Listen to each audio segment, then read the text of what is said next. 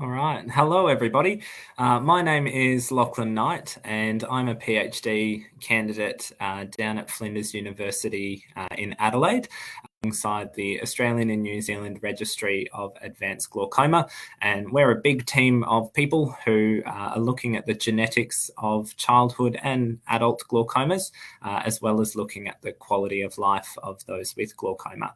So I'm really excited to be invited today to talk to you about our research about the voice of our youngsters. So looking at the quality of life with children with glaucoma. So I'm just going to open up a presentation here. There we are. And we'll get underway. So before I do start, I just want to acknowledge the team behind this project. So Bronwyn, Sandra, Jamie, Malika, and Emmanuel. And I have no conflicts of interest to disclose. So what is childhood glaucoma? Well, it's a subset of glaucoma diagnosed before the age of 18 years, and it affects about 1 in 30,000 children in Australia. It can present visual and non-visual challenges, so it does include perhaps low vision or light sensitivity, ophthalmos or having that larger eye if it started a bit younger, and requiring glasses. Previous research, though, has suggested that lower vision and a younger age are associated with a lower quality of life in children with glaucoma. But really, is that true? Is it as simple as that? Is it as black and white as saying you've got low vision, you're young, you'll have a lower quality of life? Well, we think we're missing something and we're not too convinced. So we wanted to gain a better understanding of how people live with childhood glaucoma and in particular our kiddies. So how did we research this? Well, we did an interview study and we recruited children from the Australian and New Zealand Registry of Advanced Glaucoma, and the kids were aged between 8 and 17, and they were asked not to have a coexisting disease unrelated to the glaucoma spectrum, so that way we could make sure that the questions we were asking were specifically to do with glaucoma and not something else. We invited the children via post, and when the child said yes and their parents said yes, then we conducted a phone or video conferencing interview. And because of COVID, we couldn't do anything face-to-face. But we did ask that a parent was there with the child if they were under the age of 16. And we continued interviewing children until we were sure that we had heard everything. In terms of data analysis, I won't go too sciencey here, but we essentially typed out all of the interviews word for word, and we grouped together similar phrases across the interviews so that we could tell a collective story. So overall, we interviewed 18 children between April 2020 and July 21, and the average length of the interviews was 30 minutes. And the average age of the children was 12, with most between 9 and 15. A third of the children were female, 56% were aged 8 to 12 years, so it was really awesome to see that younger cohort get engaged in this type of research. 61% had bilateral glaucoma, 56% had uni or bilateral vision impairment, and 67% had primary congenital glaucoma. And it was, so really overall, no two children were the same, and it was really nice to see that we had a spread of characteristics across the children interviewed. So what I want to do, again, not going too sciencey here, but I've framed each of the research findings as a question that hopefully you can all relate to. So the first question here is, how do children cope? Well, it was really awesome to see that 100% of the children did show signs of being resilient. So either inside the clinical setting or even outside the clinical setting. And this quote here from a 16-year-old sums it up perfectly. So I've grown up with it. I've gotten used to it. I just don't pay much attention to it now. We did have 67% of kids say that they were friends with their ophthalmologist. And that quote there, I'm a lot more comfortable with my ophthalmologist. He's been doing it with me since basically the first time I went there. We're friends. And that's from an 8-year-old, which is really awesome to see and just highlights the value of having that familiar face at the appointments. We did have 56% of kids explain that they had adapted to any limitation brought on by their glaucoma. So this quote here, a lot of schooling stuff is on the computers and not written on the board anymore. So yeah, I don't really think that I have troubles. And that's coming from a 13-year-old with vision impairment in both eyes. And we've got to remember that school is not the same as even, say, 5 years ago. A lot of stuff is now on laptops, it's on iPads, and kids are so brilliant at picking up technology, and they can adapt or they can change the font size, the colors, the contrast, anything to make it more accessible. I do want to highlight this group here, though. So 17% of children explained that they wanted to avoid attending their appointments. And these 17% of children were all aged 16 and above. And we know teenagers themselves can be a little bit lazy, can be a little bit tricky. But we do have to remember we need to motivate them to attend their appointments because it is so important. So I just want to put that on your radar. So what are the most bothersome things about having glaucoma as a kid? Well, I wanted to present the problem and then present a possible solution to those problems. So the main issue was that 61% of children were annoyed by the dilating eye drops that they need at the appointments. And this wasn't so much because they stung, it wasn't so much that they made them light sensitive. It was because they made their vision blurry for a really long time afterwards. So this quote here, you can't read anything, you can't write anything, going back to school was such a task. And that's really important for us to be aware of, because if on those days the child does need to go back to school, well, if they can't participate in schoolwork, well, of course they're going to be frustrated. So the solution here is tell them that you understand what they're going through and validate their experience. What you can also try is getting some +3 readers from the chemist, just some cheapies that cost about $5, and put them over top of their glasses, and that should hopefully make their vision a lot clearer for reading while those drops wear off. 33% of kids were bored waiting for the doctor, and that's no surprise. We all do get a little bit bored waiting for the doctors. But the upside of this was a lot of kids were excited that they got to miss school because of that. So it was a bit of a catch-22 here. But on those days where the appointment's required and it's a longer appointment, obviously bring snacks, bring games, bring homework, bring any sort of distraction. But be wary of bringing your other children. So the children interviewed did explain that having their siblings there wasn't always a good thing. So be sure to touch base with your child. 33% of kids were annoyed by wearing glasses. And this quote here from an 11-year-old, I don't really like wearing glasses because my nose gets sweaty. And if that's the reason, then hopefully we can address it. And kids are going to have all sorts of reasons that they don't like glasses. So it's really important to speak to your friends, your support network, or eye professionals to make sure you can make those glasses more comfortable, because certainly there'll be ways and means around it. Will my child be okay emotionally and socially? Look, I don't want to sugarcoat anything here, and I do want to show you some of the results of what came through. But before I do read them, I just want you to remember that 100% of the children were resilient. So yes, there were some ups and downs, but overall, the children could cope. So this one here, 78% of kids explained that they felt overwhelmed in the clinical setting. So those days they had to go to the doctor and they either had to have that fancy pressure test with the blue light and some drops, or perhaps they needed to do a visual field test where they put their head in the bowl and have the buzzer and the flashing lights. So this quote here from a 10-year-old says, the sight field test has things that blink, and it's just heaps of them, and it's in a way sort of overwhelming. And if that's the sort of stuff that does worry our kids, then even us as clinicians, look, we can address it. We can take breaks during these tests, and we can talk about it and open a dialogue so that we can relax the child and make them feel better about the stuff that's going on the day. 39% of children did feel misunderstood because they had a rare condition and they couldn't relate their experiences to their other friends at school. So this quote here says, I like keeping my glaucoma a bit of a secret because when I try to explain, no one understands, and I have to keep explaining and explaining and explaining. And obviously that's really quite frustrating. That's coming from an 8-year-old.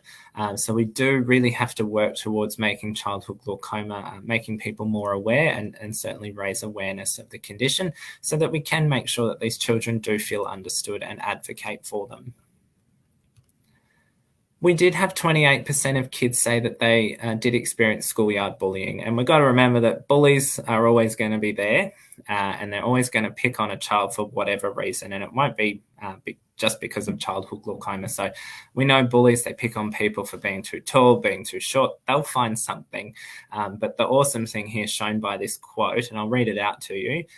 There are some kids at our school that have glasses that get bullied. My friends and I have to defend ourselves. And that's coming from a 9-year-old. And she was a tough cookie and she knew how to stick up for herself and she overcame that hardship. And she certainly had that resilience come through, which was really good to see. And more importantly, she had friends around her that she could relate to and they supported each other. But overall, though, 56% of kids experience no social issues. And that quote there from a 10-year-old, my friends all know about my glaucoma already. They just treat me the same. So you can see that positive of making people aware of having childhood glaucoma and that caused that child to not be fazed about their eyes. They just went about their business as usual. So what symptoms are there and what might my child worry about? Well, 72% of kids did say that they had blurred vision. And obviously in the classroom, this would create troubles for seeing the whiteboard. And look, this can be a simple fix as sitting closer to the board, but remember as well, schooling is changing. They've got their laptops, they've got their iPads. So perhaps that's what they need to make that text more accessible. We did have 33% of kids explain that they had trouble with contrast, and contrast is a tricky concept for kids to get their head around. So we just got to break it down simple. And this quote here from a 13-year-old, I think really nailed it on the head. So this girl said that the stronger colours like blue, purple and black I can read, but green and orange are harder. And we can take that info back to the teachers and we can say, look, let's throw away these colours and let's just use these ones to make sure that your child has the best foot forward. We did also have 44% of kids say that they experienced glare or light sensitivity. And that quote there from an 8-year-old says, I hate the sun, it hurts my eyes, but I just deal with it. And again, you can see that resilience come through in these children. In terms of what they might worry about, well, 33% of kids were a bit hypersensitive with their eyes and things touching their eyes or coming close to their eyes. And look, that's no surprise. They've grown up perhaps from day dot, people touching and poking and prodding their eyes. So of course they're going to be a little bit sensitive about it. What we do have to make sure, though, is that they realise that stuff like dust or an eyelash isn't going to hurt their eyes and it's not going to make them lose vision. So again, talking about those anxieties and then addressing them and moving forward to let them know that those things can be okay. 28% of kids did worry about the pressure and 22% did worry about losing vision. And that was more so seen in the older children because they are starting to realise what glaucoma is, what pressure does, and starting to be more concerned and more engaged in their appointments. So again, look, we know that if we're on top of our glaucoma, if we use our drops correctly, then we can prevent any of this bad stuff from happening. But of course, it's again about opening up that dialogue with your child and going, look, what are you worried about? And then addressing it either in the appointment or even at home. So when do the questions about the future start? Well, this is a tricky one, and obviously every child is a little bit different, or maturity does differ. But I'm just going to present a very simple picture here. So on this bar, we're going to have increasing age. And what we can see is 50% of children, so those aged under 13, did talk about wanting to start doing their own drops, which was really cool that they started to gain that medical autonomy and wanted to be responsible for their own care. Now, that was great to see, and this has so many benefits for the child, but a lot of these children did talk about that they actually forgot to put them in. So if you're going to let your child start to do their own eye drops, obviously be quite vigilant at the start, make sure they can do it properly. And then once you're confident and they're confident, gradually release the reins. 25% of teenagers were worried about driving in the future, so that's that 13 plus group. 50% of teens were worried about their career options, and 50% of teens were worried for the risk of future children to have glaucoma. So around that 13-year-old plus, that's when these conversations may start. And then we had 100% of teenagers aged 16 and above start to worry about taking over their own glaucoma care because they're getting older. They're starting to realise that mum or dad may no longer be at the appointments with them, and they've got to start being responsible for themselves. Now, this quote here really kind of hits at home with what I mean by this. Is this girl says, "There's definitely questions I would like to ask the doctor, but I don't know, I still get nervous asking." So that's them, showing that they want to learn, that they want to take over the reins, but, they're still teens. They're not perfect, and they're not always 100% confident. So what we can do is, obviously, as clinicians, we direct questions to the teenager to make sure that they're engaged as possible. But if they are a little bit nervous, what you can do is either open up that conversation before they walk into the appointment and say, "Look, what would you like to talk about today?" Or perhaps they can just write their questions down on a piece of paper and give it to the doctor. Sometimes it's baby steps, sometimes it's leaps and bounds, but obviously go at your own pace and your child's pace too. So some take-home messages here. Look, the kids will be all right and they will overcome any challenge that put forth. But older children may be a bit more worried about the future more than their youngsters. But most importantly, every child was resilient and they could overcome those challenges. And resilience is, of course, a common trait among children with chronic conditions. So what can I do as a parent to make sure my child is okay? Normalize the condition and don't focus on what your child can't do. Celebrate what they can. Be aware of what your child may be going through so you can start those hard conversations earlier rather than later, and always validate their feelings and what they're going through. What we want to do is start shared parent-child management early. So like I said earlier with the example of the eye drops, start with the eye drops, see how they go. Don't be, kind of a helicopter over the top of them. Give them some independence, test the waters, and then gradually release the reins. And perhaps even, let the child lead the appointment, let them ask the doctor all the questions, or even let them decide when the next appointment or what day, what time suits, so they can learn those skills to take over their care. Of course, as a parent, though, you need to surround yourself with good support too. So part of our research, we've looked at the caregiver or parent experience in childhood glaucoma. And I'm excited to say we've just published those research findings after interviewing 35 parents. So if you want to have a read of those, then please feel free to get in touch with me. I want to say a massive thank you to all of the kids who participated in this research. It's not normal for kids to be kind of on the stage with this type of research, and hopefully medicine is moving in the direction that more kids are involved, which I think is awesome that these 18 kids put their hand up and said, yes, I will do this. I want my voice heard. And of course, to the other adults, you know who you are, who we interviewed as well, and the parents. I can't say your name directly, but just because of confidentiality. But if you want to identify yourself, then you're more than welcome to. Again, acknowledging the team. So Bronwyn, Jamie, Craig, and Emmanuel are all part of the ANZRAG, or the Australian and New Zealand Registry of Advanced Glaucoma. We need to thank the funding bodies, my PhD supervisory team, the ANZRAG team, and of course, please feel free to get in touch. I'd be more than happy to answer some questions in the time that we have left. So I'm just going to close my screen here. And we're back. So the first question here, we had a couple prepared earlier, is what is the best way to inform the teachers at school about my child having congenital glaucoma? Should this be done in the presence of my child or separately? Well, look, again, this is Certainly a conversation you have to have with your child first before going to the teacher, but I would strongly advocate that you do let the teacher know, because you want to be able to, subtly say to the teacher, look, my child may struggle with these things, but let's focus on what they can do and let's make things easier. So, for example, changing the colours that they do use on the whiteboards, for etc., is a really good start, or even just having a laptop there that they can make those things larger and more accessible.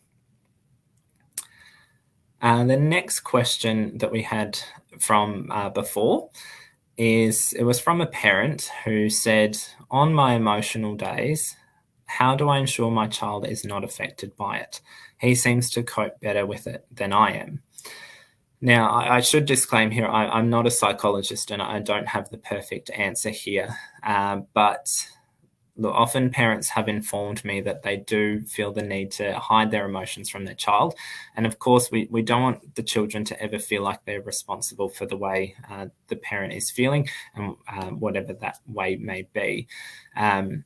Look, it's really important for you as a parent to surround yourself with that good care and develop some strategies around normalizing the condition, so that you don't really need to draw attention to your child's glaucoma at all. And you will find that they will cope a lot better than what you are, because they're living with it, they're dealing with it daily, and they will adapt. So, of course, if you're unsure of how to cope with those emotional days, I would strongly encourage that you touch base with the ophthalmologist or your GP, and perhaps, seek some formal counselling. But as well, talking about it on a support group can just be as therapeutic. So whatever works for you. And we did have another question, or pre-question, that said, if planning on having another child, who do we speak to about the probability of having another child with congenital glaucoma? It will not affect our decision, just better prepare us. And look, this is a great question that's come through, and I would strongly encourage you to have a chat with your child's ophthalmologist to let them know that you are wanting to have these conversations, and they can either refer you to a genetic counselling team or the genetics within their hospital department, wherever you're seen. As well as that, you can get in touch with us at the Australian and New Zealand Registry of Advanced Glaucoma, because we do offer genetic counselling and genetic testing for free for research participants. So it is a choice of whether you want to stay within the healthcare system or go research, or go both. But you can go down either line. We've got another question that says, are there any tips on helping children get used to glasses? I worry about sports and glasses. Well, it's kind of two questions here, but any tips on helping children get used to glasses? Well, number one thing would be involve them as much as possible in choosing the frame. So take them to the optometrist with you, see what colors they like, try lots on, because at the end of the day, you want to make sure that, or they want to make sure, the child wants to know that, yes, these are the glasses I picked, these are the ones I like, so I'm going to wear them. It might not always be as simple as that, so you've got to be careful of the fit. So making sure that they're not slipping down their nose. So sometimes it might be good to opt for a nose piece as opposed to just plastic. As well as that, I'm going to kind of turn to the side here, but you want to make sure that the arm of the glasses, so this, is nicely curved around the back of their ear so they do support them, because kids are busy and they're going to throw their head and play sports and catch balls and stuff. So you want to make sure that they're not slipping. You can also get some spec stoppers or some rubber little ear grips as well, so to really hold them in place. Sometimes kids don't like the strap that goes right around the back of the head, because yes, it can make them feel more secure, but the moment they put on a hat or something, it can get quite itchy, get annoying. So whatever works best. In terms of sports, this is a tricky one. So it does depend on how or the prescription of the glasses. but you can look at getting sports goggles. They're becoming much more trendy these days, and they're built really flexible, really, really cool. So you can explore the avenue of getting sports goggles. So again, talk to your optometrist. Not every one of them will stock them, but certainly, hopefully, someone in your town has them, or perhaps even going online.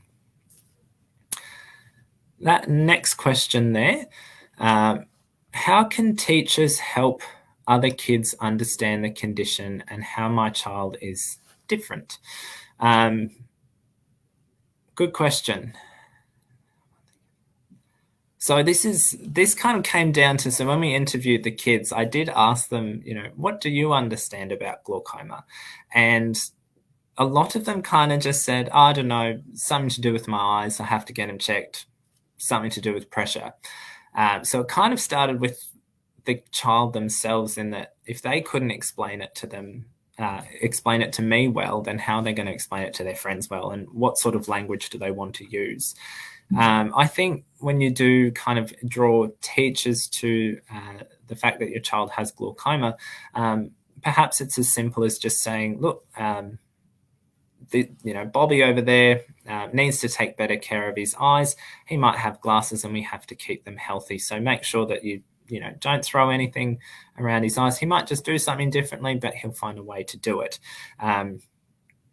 Look, kids have this, I should disclaim here, I'm not a school teacher either, and I know school teachers are brilliant and have a whole lot of tactics towards acceptance and differences with children.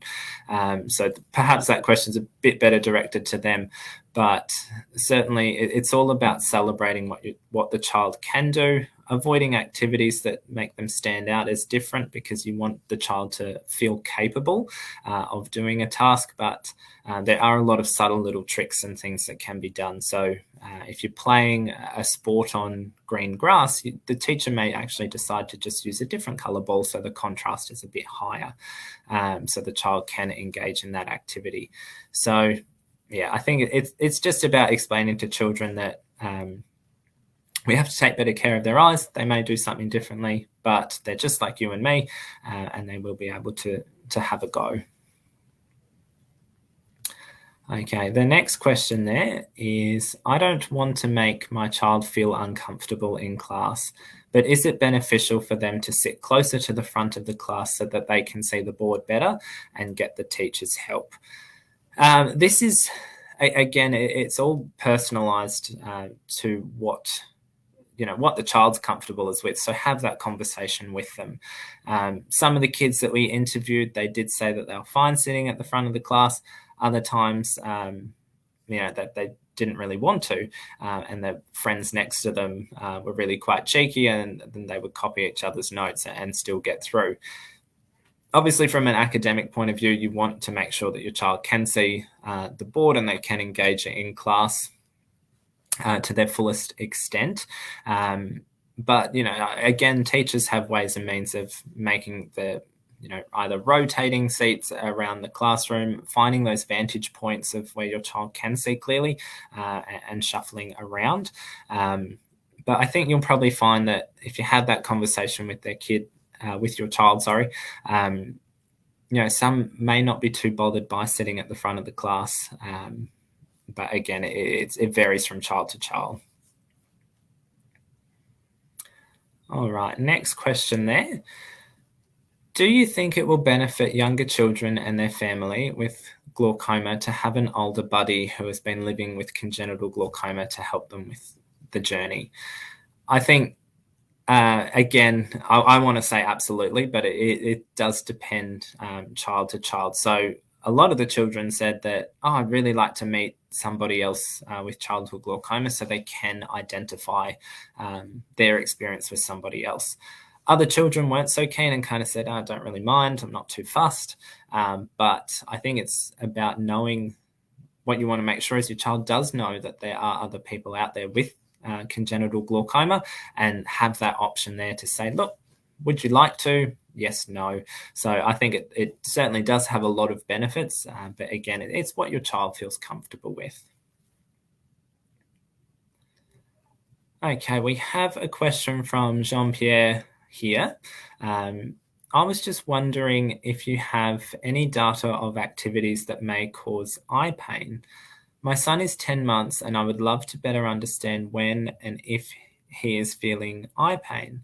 For example, are the children prone to headaches, eye pain from tiredness, crying, sunlight, driving? Thank you. Okay.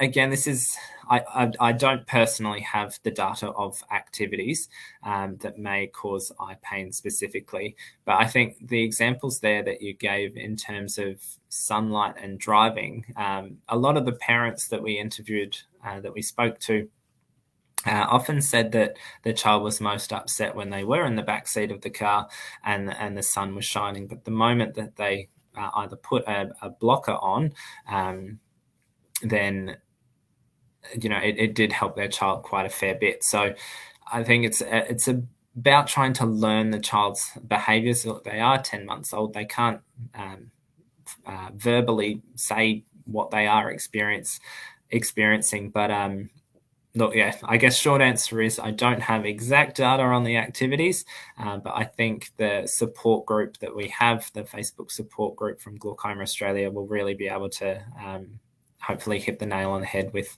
that one. So sorry I can't answer it directly. All right, we may wrap up there. It has been 30 minutes. Look, thank you so much to everybody who tuned in. If you've got any questions, if you're watching it a bit later on, then feel free to still enter them, and hopefully I can get to them, or at that Glaucoma Australia will email me through the questions, and hopefully I can get back to you. So thank you again, and look, just know that your kids will be all right. They'll find a way to adapt. Thank you.